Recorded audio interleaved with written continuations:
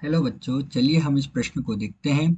दो सेलों को जिनके विद्युतीय वाहक बल E1 और E2 है तथा आंतरिक प्रतिरोध R1 और R2 है, इनको समांतर क्रम में जोड़ा गया है। इसका समतुल्य विद्युत वाहक बल होगा।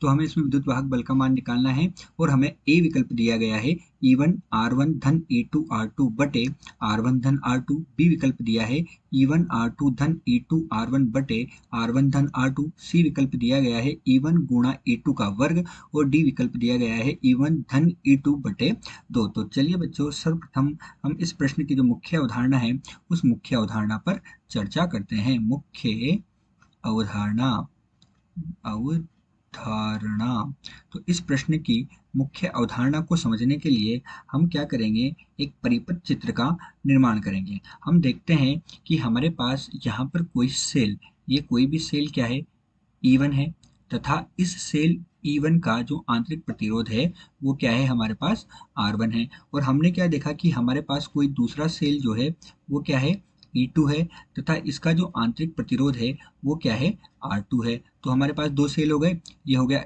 E1 और ये हो गया E2। ये इसका हो गया आंतरिक प्रतिरोध R1 और इसका आंतरिक प्रतिरोध क्या हो गया हमारे पास, R2। इस तरह से हमारे पास दो सेल हो गए। तो ऐसे सेल, एक सेल जब दूसरे सेल से क्या हो, ये धनात्मक है, ये ऋणात्मक है, ये धनात्मक है, ये ऋणात्मक है, तो समांतर क्रम संयोजन में क्या होता है, एक सेल से दूसरे सेल को इस प्रकार जोड़ा जाता है कि उनके समान ध्रुवता वाले सिरे जो होते हैं वो आपस में जुड़े हों। अर्थात इनके धनात्मक धनात्मक सिरे और ऋणात्मक ऋणात्मक सिरे जब आपस में जुड़े हों तो इस संयोजन को हम क्या कहते हैं, समांतर क्रम संयोजन कहा जाता है।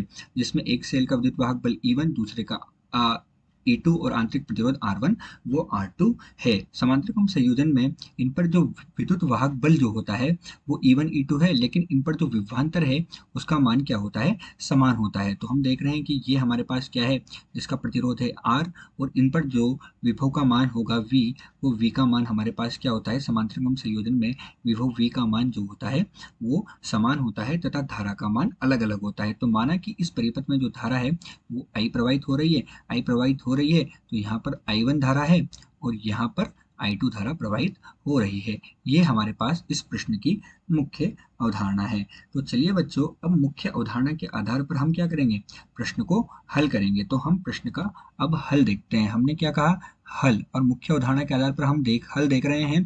तो हमने कहा कि विभव का जो मान होता है वो समान होता है, अतः V बराबर, अब V हम इससे देखते हैं तो इससे हम V का मान देखते हैं। तो जब हम V का मान निकालेंगे तो किरचॉफ का नियम लगाएंगे और नियम लगाते समय हम देखते हैं कि V बराबर क्या होगा, इधर से हम जब जाएंगे तो ये होगा E1 धन, और धारा किधर आ रही है, ऋणात्मक दिशा में आ रही है, यानी ऋण I1 R1। अर्थात हमारे पास क्या होगा, V बराबर E1 ऋण I1 और I1 R1। इसी प्रकार जब हम V निकालेंगे दूसरे लूप में तो हमारे पास E2 ऋण I2 R2, ये मान हमारे पास हमें प्राप्त होंगे। अब हम देख रहे हैं कि I1 का जो मान है वो हमें क्या प्राप्त हुआ, I1 का जो मान है वो हमें प्राप्त होगा।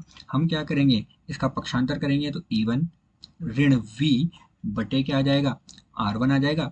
इसी प्रकार I2 का जो मान है वो हमारे पास क्या आ जाएगा, E2 ऋण V बटे क्या हो जाएगा, R2 हो जाएगा। तो ये हमारे पास क्या होगा, I1 और I2 का मान हो गया। और जैसे कि हमने मुख्य अवधारणा में कहा कि इसमें विभवांतर समान होता है, धारा का मान अलग अलग होता है, अतः हम क्या करेंगे, धारा को जोड़ देंगे।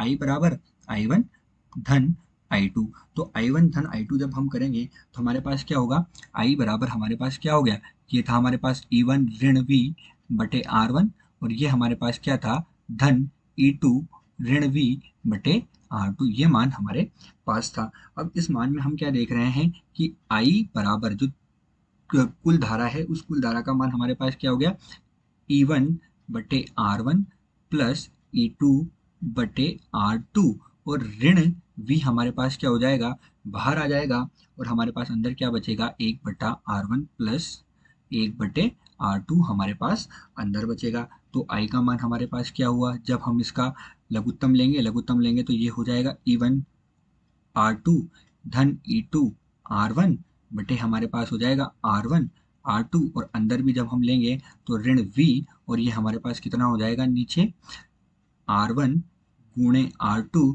और ऊपर हो जाएगा R2 धन R1। ये मान हमें प्राप्त होगा। और हमने लिखा था शुरू में कि हमारे पास क्या होता है, V बराबर होता है E ऋण आई आर। तो हमारे पास आई का मान बराबर होता है ई समतुल्य ऋण V, और ये हमारे पास क्या हो गया R समतुल्य। अतः हमारे पास तुलना करने पर हमें क्या प्राप्त होता है, तुलना करने पर हमें मिलता है E जो समतुल्य जो हमारे पास विद्युत वाहक बल है, उस समतुल्य विद्युत वाहक बल का मान मिला हमें E1 R2 धन E2 R1 बटे हमारे पास क्या होगा R1 गुणा R2। अतः इस जो उपयुक्त प्रश्न है, इस उपयुक्त प्रश्न में हमने विद्युत वाहक बल का मान, समतुल्य विद्युत वाहक बल का मान ज्ञात कर लिया है, और वो हमें समतुल्य विद्युत वाहक बल का जो मान है उसके लिए सही विकल्प उपयुक्त विकल्प भी है। आशा करते हैं आपको प्रश्न समझ आया होगा।